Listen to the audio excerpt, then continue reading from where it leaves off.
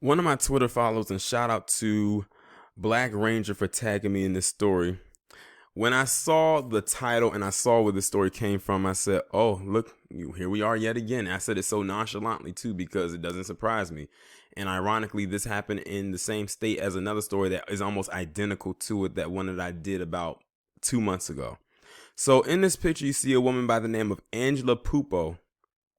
And this is coming out of Miami, Florida, where she claimed, of course, that two black men shot at her car. But of course, we know she was lying and has now been charged. Now, that's what should happen. Whenever somebody falsely accuses someone, especially when it comes to black men and them accusing them of stealing something, shooting something, trying to cost someone, it needs to be charged, and they should put it down as a hate crime. Because let's be real here. Rarely do you ever see them do this with any other race of men but black men.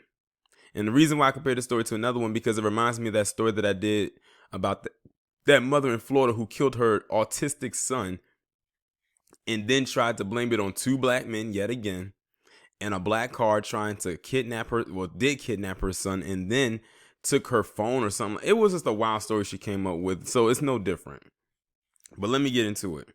When her two young daughters wound up injured in a shooting on Tuesday, police say Angela Pupo offered a detailed story, falsely blaming two black men. She claimed her car was stopped at an intersection in Liberty City when, through her rearview mirror, she observed two black males running toward her vehicle, according to a Miami-Dade report. Wait a minute. Wait one goddamn minute. So, y'all know how I was just telling you the story that I did back a couple months ago about the mother in Florida who had the autistic son when they said they were trying to kidnap her son? Reading this almost sounds exactly like that story. That's why I had to stop myself. I said, wait a minute. I had to make sure this wasn't the same story because it literally sounds the exact same in the exact same place. Almost the stories are almost identical twins. The only difference is this woman has two daughters and that other woman had one son. But it still involved two black men at an intersection hopping out of the car, just like in the previous story. Like I said, they do not go off script for shit when it comes to us. Gunshots rang out, followed by the sound of a glass shattering. One man was thin with dreads. And you know what's so crazy? Even down to the description is almost the same.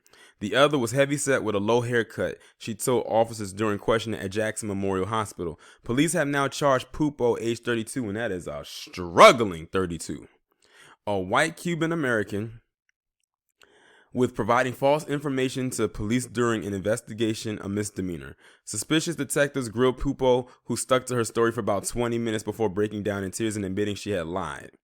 According to a arrest report, Pupo remained in jail on Thursday afternoon. Her court record does not yet list a defense attorney. The charge adds to the other accusations against Pupo, who police say admitted she took her daughters along to shoplift at Hialeah Seafood Market.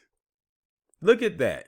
So she took her daughters with her to go on a heist, and then blamed it on. Oh, you cannot make this stuff up. The real shooting, police said, happened when a security guard fired his pistol at Pupo's car as it drove off, injuring the girls. So here's her story. She got stopped at an intersection. Two black men hopped out, tried to, accost her, shoot at her. And the whole time, this chick was going to shoplift with her daughters, who are ages 6 and 8. Such a role model. She should be mom of the year. And of course, I'm saying that with utter sarcasm. But they reward that kind of behavior. Went to go shoplift with her two young children, and the police security guard shoots at her, and that's the story she came up with to try to cover her tracks of this shooting that happened. Hialeah police arrested Pupo on charges of aggravated child abuse and petty theft. Stedman Amaya, the suspected shoplifter who was with Pupo and is accused of stealing a $199 box of lobster tails, is on the run. The security guard Leonardo Morales Gomez, age 50, is facing 2 counts of attempted murder and 2 counts of attempted manslaughter. Investigators said Morales was not in danger when he fired his gun at the fleeing car. It's just a whole bunch of shit going on in here. It's like a bad movie.